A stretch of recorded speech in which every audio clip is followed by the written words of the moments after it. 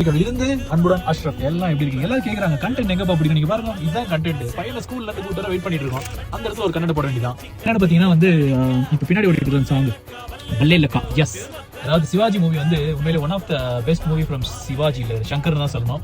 என்னன்னு வந்து பாத்தீங்கன்னா இந்த படத்தை 2007 வந்துச்சு. நான் வந்து ரியாத்ல இருந்தேன்.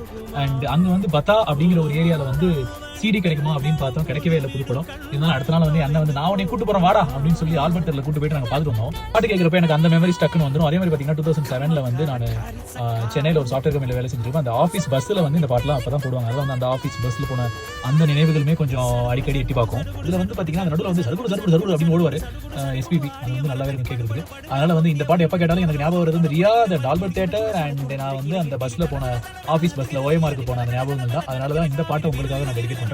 இந்த பாட்டை நீங்க கேட்டிருக்கீங்களா? கேட்டா உங்களுக்கு ஏதாவது ஞாபகம் வருமா? எதுவுமே ஞாபகம் வரணும், that's okay. You are really good என்ன சொல்றது, நல்ல ஆத்மான்னு சொல்லிக்கலாம்.